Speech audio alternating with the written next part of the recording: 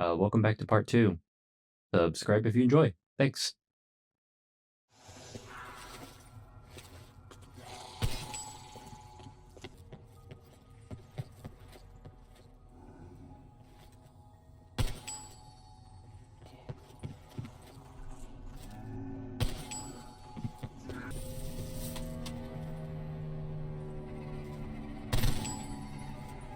Mystery.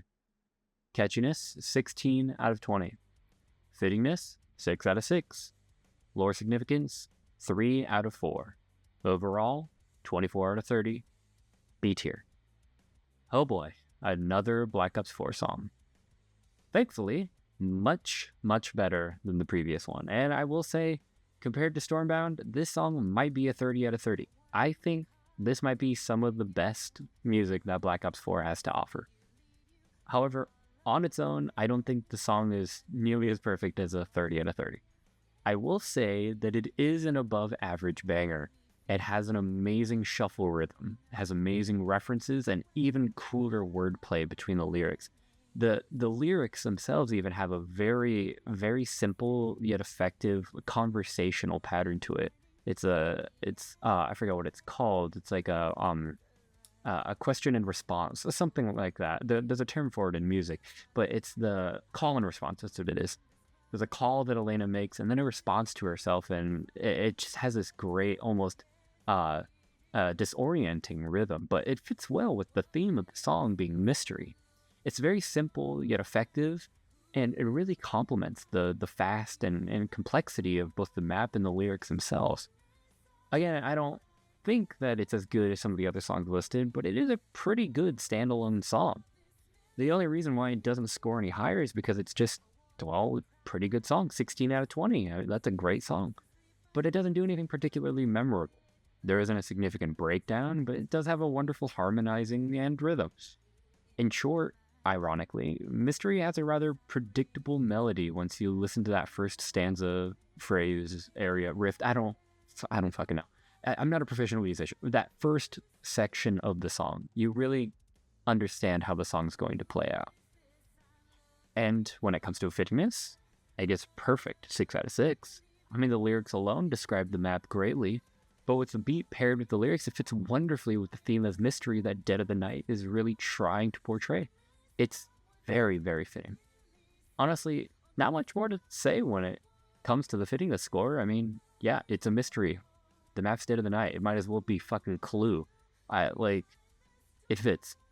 Now, when it comes to the lore significance, I give it a 3. It isn't super complex in the lore, but it does have some very interesting subtext involving murderer, what the mystery is, how the undead came to be, and more. I mean, if you look into the deeper meaning of the lyrics, there is some interesting portions in the song. But it's not, it's not all there. Hence why it's a 3 out of 4.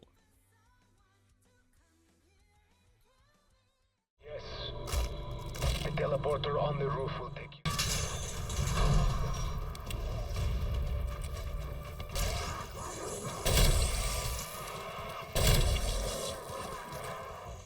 Lost from Firebase Z.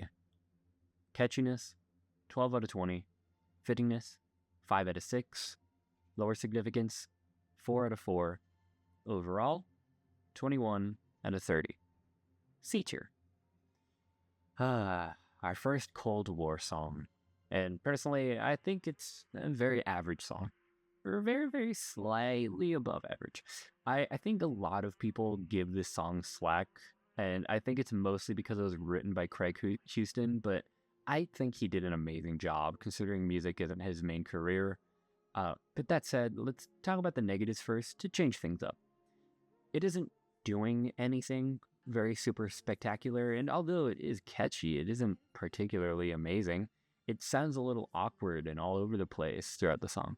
The instruments come in at slightly weird times, and the dubstep backtrack and the lyrics sometimes fit into place awkwardly.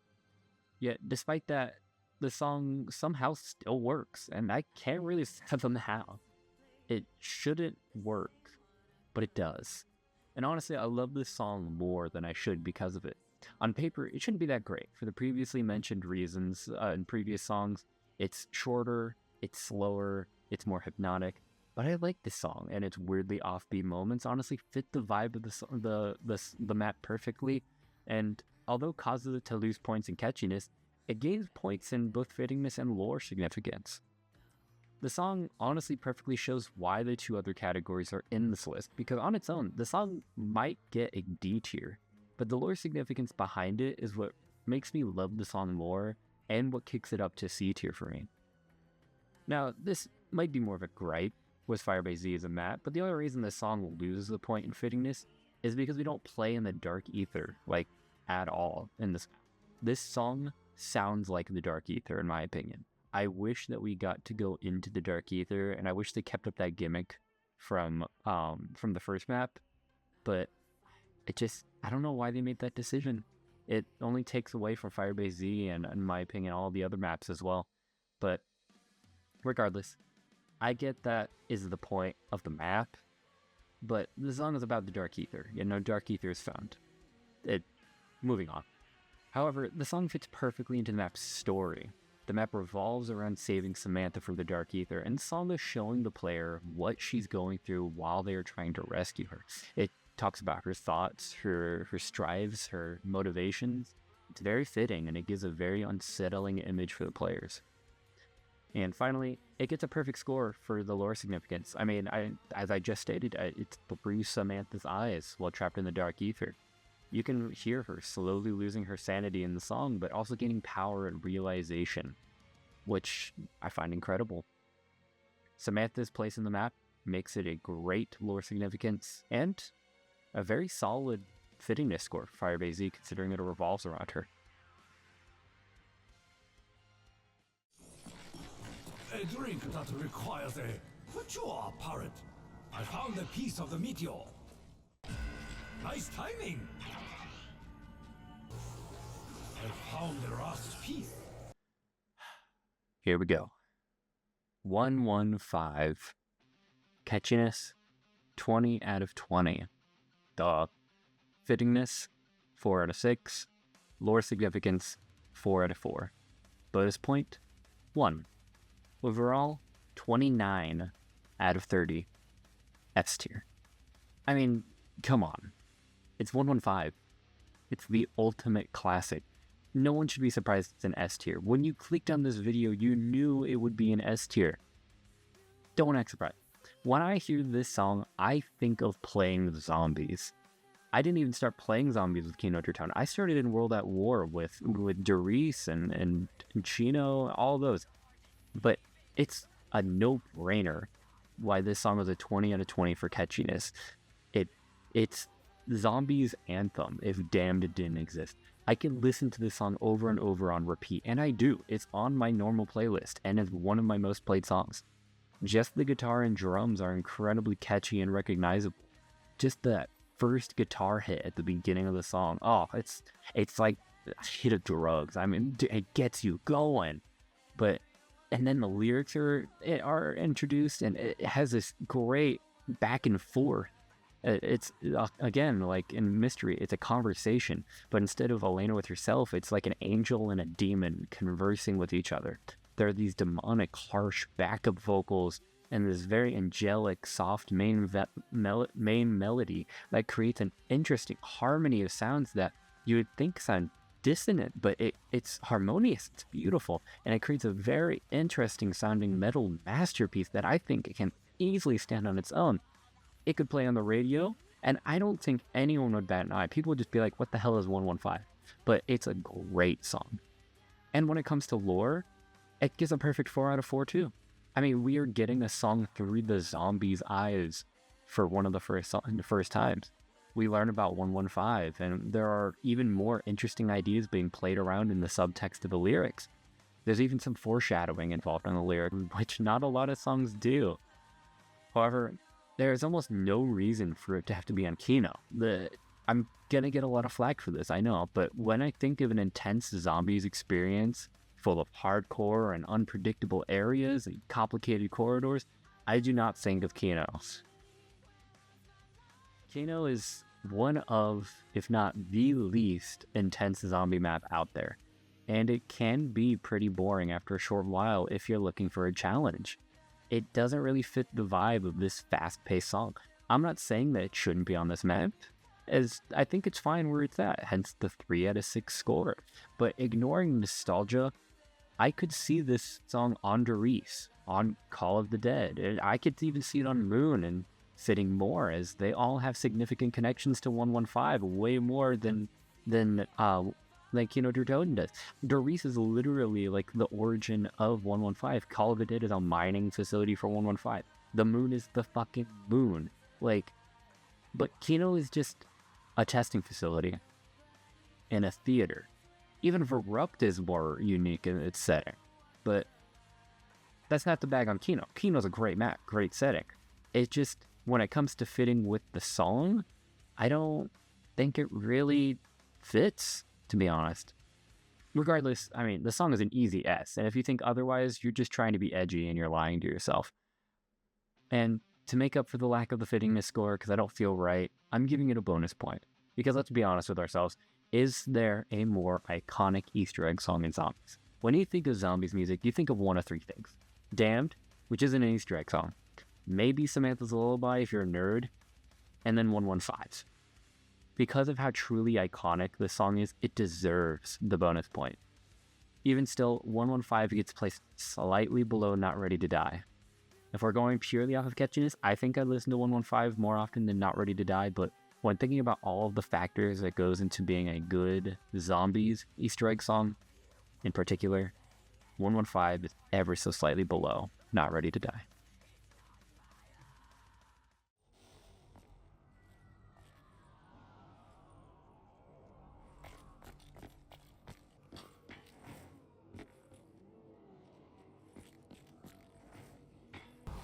That sounds a little more ominous than I expected. Dead Again, Der Eisendrache. Catchiness, 19 out of 20. Fittingness, 6 out of 6. Lore significance, 2 out of 4. Overall, 27 out of 30. A tier. Not as catchy as 115, but I think it could honestly run very close to it. I think this song is often overlooked, which is a shame because I think that it is a great song for a one-of-a-kind map. Der Eisendrache is an S-tier map, and with it comes an S-tier catchiness sort of song. And honestly, that could be said for pretty much all of Black Ops 3. We're starting our ranking of Black Ops 3 music here, and Black Ops 3's songs are so consistently good. We'll get into that more as we go along, but starting with Dead Again, beyond just general great rhythm and lyrics, it has a fantastic breakdown, something that not even 115 can bolster.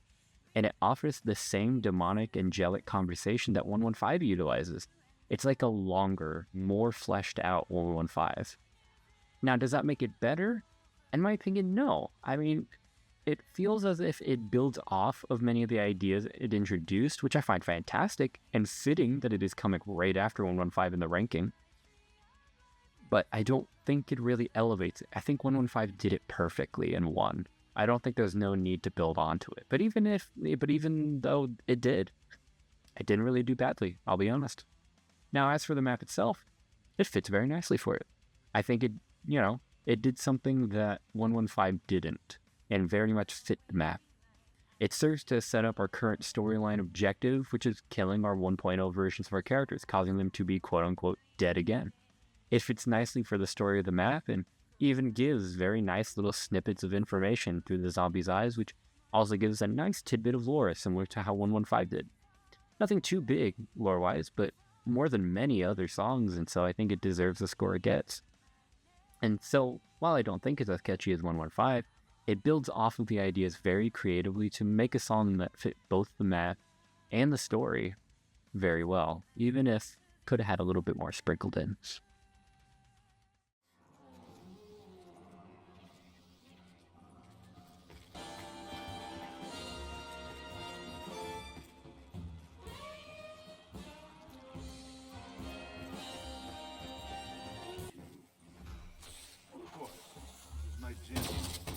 Snakeskin Boots, Shadows of Evil. Catchiness, 20 out of 20. Fittingness, 6 out of 6. Lore significance, 2 out of 4. Overall, 28 out of 30. S tier. When I first made this list, I thought long about who would be at the bottom and who would be at the top. The bottom I was always unsure about, but for the top there were some champions. Some expected, some unexpected. This was kind of unexpected. But the more I thought about it and the more I listened to it, the less I could deny that Snakeskin Boots is an absolute masterpiece. I am a sucker for jazz. With the incredible beats, instrumentals, lyrics, it all comes together to make a beautiful song. That is all I have to say about the catchiness, really, because there's not much else to say. The song is something you want to dance to. It is great. But beyond the catchiness, lore-wise, it's an okay fit. It's a great lyric to describe the lore is the following. Something strange from far beyond is haunting all my dreams. It gives an amazing introduction to the ideas of the Shadow Man, the Apothecons, and even the 4 characters of our map, and so much more, but only if you really start to dig into some of the deeper meaning behind the lyrics. And because of that digging, I don't really think it deserves more than a 2, since it could be argued that that isn't what it's talking about. I could just be reading too much into it. But, of course, the song fits perfectly. I mean, I don't have to really explain that. I could not imagine this song on any other map. It fits that chaotic 1930s, 1920s field so perfectly.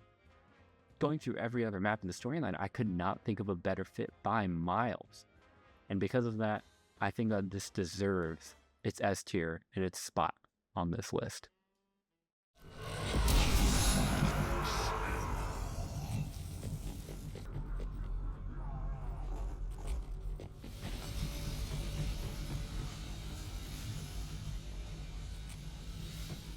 Alone, Maschine, or Maschine.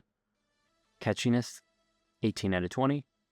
Fittingness, 6 out of 6. Lore significance, 2 out of 4. Overall, 26 out of 30. A tier.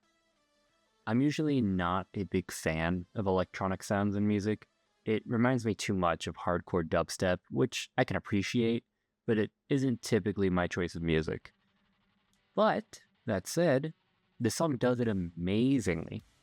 It doesn't go over the top with it. It pairs well with the instruments that currently exist, and the vocals by Nova are amazing. Personally, I think that it is one of, if not the best song that Nova has put out. It's an absolute banger, and in my opinion, Nova is usually one of the weaker singers on the Easter egg songs. I think that this is one of his best works, and I could not imagine either Maluka or Elena singing this song. Nova fit it perfectly. It's a great introduction to the Cold War story, and although it is a great song, I feel like it misses something. It might just be because it is a rather long song, but it loses a couple of points with me for some reason. I can't really describe it well, but there's just something about it that I don't think makes it a perfect song. I know that's not a good explanation, but it doesn't feel right to give it a perfect or near perfect score in catchiness when, in my opinion, it's not quite there. Again, not a music expert, probably can't explain why, it's just, there's something about it. It does make up for that in fittingness, however. For some reason, the electronic vibrations of the song fit perfectly with the ideas of the Dark Ether. And when I hear this song, I immediately think of Maschine and the Dark Ether with those jellyfish just vibing in the air. Great, great fittingness. And for lore, 2 out of 4, not really much to say there. Alone really describes the feeling of the Dark Ether very well when it comes to those lyrics, but the actual feeling of the song, the motifs, and honestly, not a lot of the lyrics really show much about the lore besides, hey, alone in the Dark Ether. That's it. That's it. And that's why this gets a 2 out of 4. A tier. It deserves it.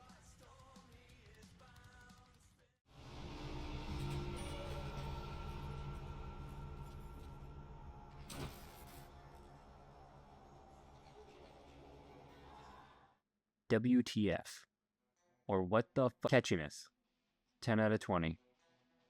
Fittingness, 6 out of 6. Lore significance, 0 out of 4. Bonus point, 2. Overall, 18 out of 30. D tier. So, most of you probably don't know this song. You're probably wondering, what the hell is this song? What am I talking about? But this was the hidden song for Nacht or Untoten in both Black Ops 1 and World at War.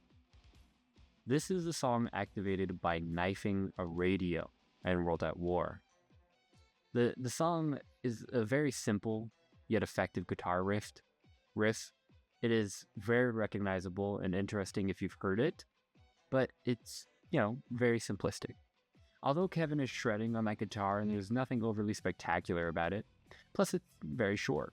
However, it does still manage to hold my attention throughout the entire song, so for that, I give it ever so slightly above average catchiness. Now, it may seem like a shock, but I think that this song is a perfect match for the map. It's a very simple, recognizable, short, and fun. It catches the feeling of Nacht or Untoten perfectly. I played Nacht for a laid-back, simple game of zombies, and this song captures that feeling perfectly. Now, of course, I have to address it. The lore, I can't really give any points, because Nacht didn't have any. Neither did this song. I will give it a bonus point for the fact that it tried to do something unique.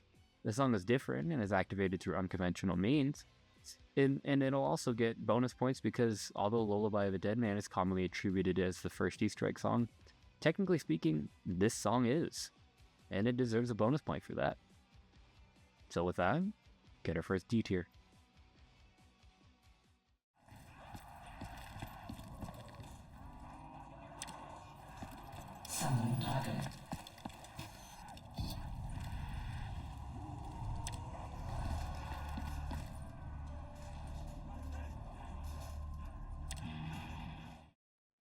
Okay, we're going to speed through this one.